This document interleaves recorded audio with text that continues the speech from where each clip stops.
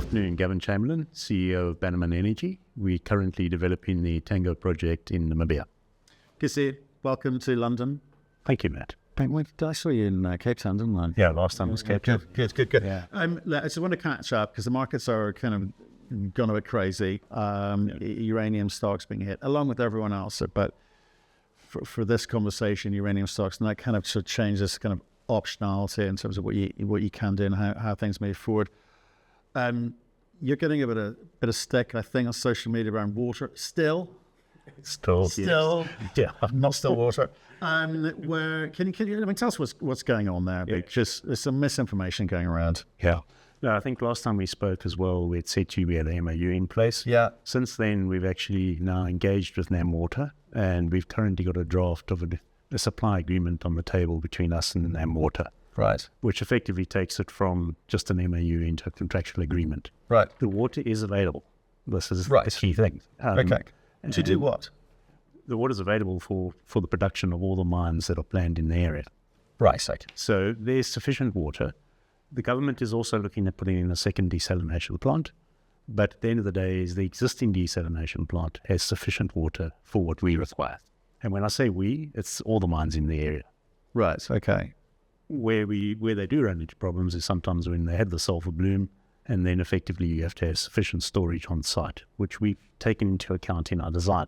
So we increased our storage on site to 10 days storage. Right. So when we're in production, if we have an outage of water, as long as our storage is full, we continue to produce. Right. And then over and above that, because we heap leach, is even if it went a little bit longer than 10 days, is effectively, as long as you've already irrigated the heap leach, you're still in production. Right. Okay. So from our perspective is we do not have a concern about water.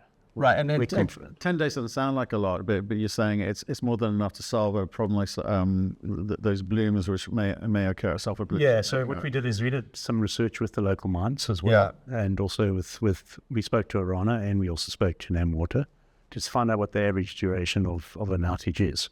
And we had originally only planned for 7 days and we increased that to 10. Right. On the basis of that research. So we're comfortable. What comfort does that give you? Is it Well, if they have a bloom, typically it's a day or two, and it okay. takes a while to get back in terms of production. That's interesting. That's And good once data. production's back, then you're okay. Right. Obviously, the initial water goes to the town, and that's the reason for 10 days, even though an average bloom is maybe 2 or 3. Okay, well, that's really good data for people to understand. Yeah. I'm not sure that's has been well understood. Yeah. Okay. What's happening on the ground? You're the building guy, so what's been built? Lots. No, I mean, we're very, very, very, very pleased in terms of the progress that we've got. So, as you know, we put the construction water contract out in December, and we put the initial access road out. Both Namibian contractors, both safely completed, no safety incidents whatsoever, on time, under budget. Okay. And on the basis of that, we've now placed the contract for the bulk earthworks. Right. On the same Namibian contractor, because we're comfortable with his ability and his skills, and we're very, very happy with the engagement that we've had up to the placement of this contract. They're currently establishing, plus we've also placed the contract for the extension of the roads within the mining boundary. So keeping in mind the pit's about 6 kilometers long, and that's an awful lot of roadworks that you need to have in place to cover the site. So we're building the site roads. And why the bulk earthworks is so key, it's on the critical path for the overall project. So the overall project is a 33-month build.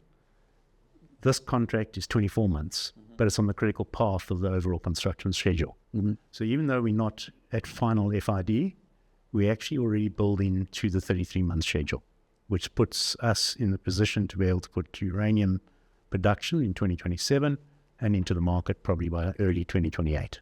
Okay. So that's where we're at the moment. Okay, and you obviously the balance sheet is looking, well, the bank balance is looking quite good at the moment. So you can deliver all of like most of or all of the above into that time. Yeah, and that's also once again strategy that's worked for us. So we've got the money in the bank. On the back of what we're doing is we're still looking after shareholders' money here. We're not going out there and spending all the money that we raised. What we're doing is we've got sufficient funds to between 20 and 25% of what we raised will be utilized for the work that I've just described. Yep. Including the design work between now and the end of December. So once again, what I've done to make sure we keep momentum going is broken contracts down into tranches. So we've got a specific delivery scope for the detailed design with the consultants, which will end in December, but will empower us to continue to move forward with the schedule for the 33 months. So we're not placing the entire contract because the value of that contract would have then eaten up too much of the cash. Yeah, and I guess you've got to be careful with how you spend the money in terms of that market perception too. One, you don't want to run the kitty down, and two, I'm not sure people entirely value some of the stuff that you've described because it seems like admin. Do you know what I mean? It's essential. I know it's essential because you built stuff before, but for them it's like, oh, we're not making discovery, or we're not finding answers, or whatever. It's not as exciting, and I kind of get that. But at the same time, you need to help people understand your capability of actually delivering to the deadline of, you're saying maybe potentially early 2028 production. That's a big deal, right? Yeah. So where are you with this? Where is the kind of FID as far as you're concerned on your calendar, your schedule? When do you get there? So right now is our FID sitting at the end of this year. Right. And this is why the tranche strategy is so key to us, is if we had to make a difficult decision at the end of the year and delay it by a couple of months or whatever, the strategy we've put in place will enable us to still reach the 2027 date. Yeah, okay. Because we have money in the bank, and also because we've structured it such that we can place smaller contracts to keep momentum going while we finalize FID. But the target is still the end of this year. Right, okay, so that's fantastic. And you can turn the I guess, the markets are quite important on all of this because the kind of cost of money is going to be important to you in all of this. And being very, very clear about the capital cost required is going to be important to you. But once you kind of have made that financial investment decision, the speed can be ramped up according to whatever position you find yourself in financially, right? Okay. Yeah. So what we're doing now as part of the scope is actually looking at the first contracts that we would have to place in January next year. Right. So we're tendering them, adjudicating them, making sure that they're still aligned. And the pleasing thing as well, by placing the bulk earthworks contract, we've placed it at the rates that we used to determine the new cost control budget estimate. Okay. So, this is a big contract. It's 20 million Australian and running with on budget in terms of the contract that we've placed on that. Okay. Right, so you're in control still. This isn't... Yeah, but not me. I've stepped back a little bit. Right. I've got a really dynamic team. Not you as well. That Monroe guy did that. Yeah, but I stepped back a little bit. But what I've got is I've brought in a project director that I've known for over 30 years. He's a real energy bunny. He actually makes Monroe look tired. Really? Yeah. But sounds awful. It's super detail focused. Yeah, right. So Jeff is working in the designer's office in Johannesburg, right, keeping them aligned. Then I also brought in a commercial manager as well, who worked with me on the Husat project. Okay. So knows Namibia, knows Southern African contracting, knows everybody. Plants worked. And okay. And her and I have worked together long before that even. Yeah. So she knows how I think. She knows what I'm looking for. So I'm not trying to train my team. They upwards manage better than I downwards manage. Let's talk about this, because I think it's really important, because it's when I speak to people who've built mines before, and when they talk about people who haven't, it's very disparaging, because they go, look, we've all been there, and we all unfortunately have learned by our mistakes on the job. So for you have, and you've assembled a team who have built things before. You're not learning on the job, you're not learning on shareholders' money, and when you talk about timelines, you've got a bit more certainty around how and when you can deliver those things. So tell me about the construct of that team, because I think that is, for me, probably the single most important factor that's I look to when I look at your Bannerman. Yeah, no. So if I look at that team, I'm actually quite proud of the team, because they have all delivered before. They've delivered mining projects. They've delivered in Namibia. They've delivered uranium projects before. So what I like to think of is I'm actually being upward managed by my team as opposed to me having to downward manage. Great, isn't it? And what that does is it frees me up to look for where's the next issue coming. So I get more time to look at the strategy around the execution of the project while they deal with the day-to-day execution of this project. Right. And that's a freedom which really allows me to do a lot more thinking. And also what comes with that thinking is looking at alternative ways of executing stuff. So we've got a plan on the table, but we're continually challenging the plan to either reduce the cost or to reduce the time. And it gives me time to think about that and the risk, then challenge that. Reduce the risk too. Yeah, the risks we believe we have adequately addressed up till now.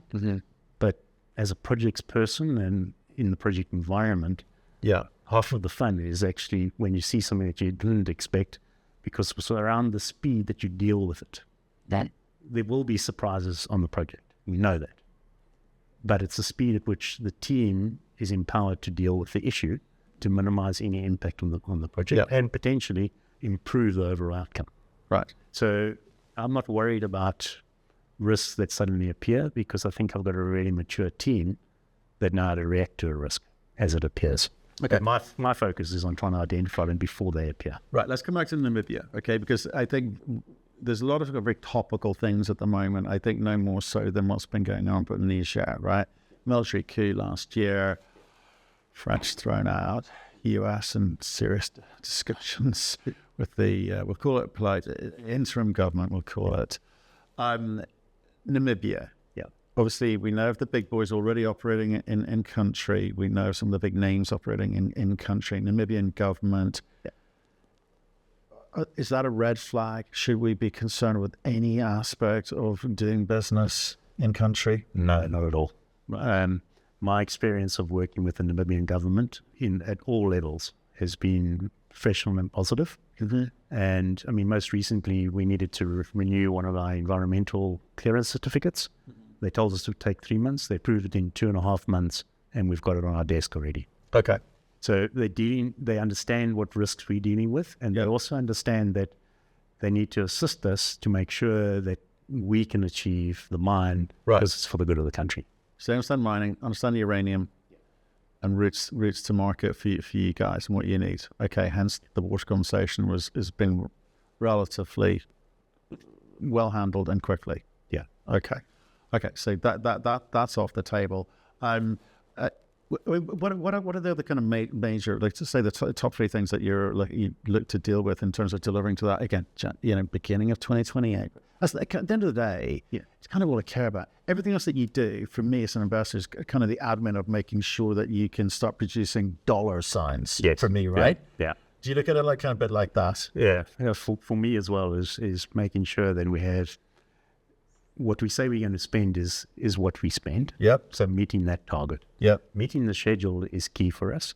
And I think the one that we don't talk about enough is actually completing this entire project without a safety incident.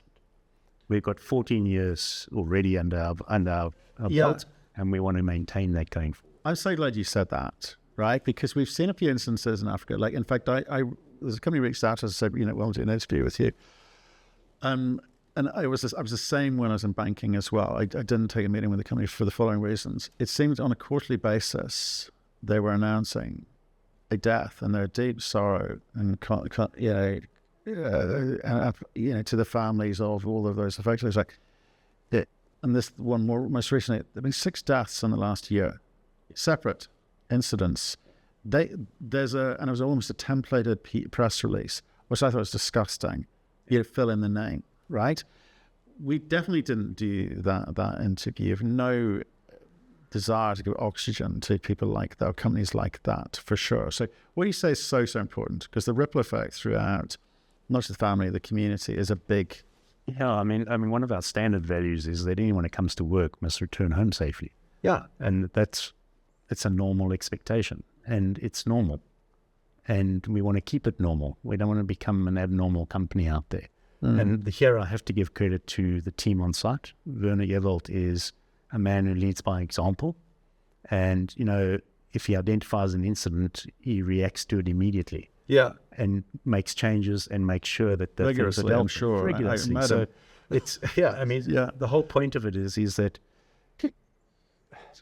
we have a responsibility to make sure that the people that work on our sites are safe. And this is one of the reasons why I was so comfortable and confident of issuing the bulk earthworks contract, because of the way the management of that company reacted to when we identified issues that we wanted to address. Yeah. We had a site visit recently where we went out to site the day before we were hosting some guests. And while we were driving around site, the managing director of the company was driving the site to check for safety things that may not have been done that he expected to be done.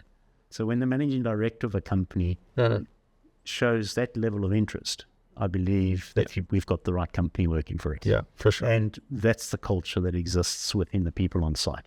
And there's a lot of kudos to the guys on site for doing this. Okay. Well, look, Gavin, it's lovely to catch up with you. You know, you've got meetings to do, etc. It's nice to see things moving forward and your position to do things going forward. One, you've got the money to do so, but now you've also got the team to do that. One of a very small group of people looking like they'll produce any time before 2030. So stay in touch. Let us know how you get on, okay? Great. Thanks a lot, Matt. Cheers.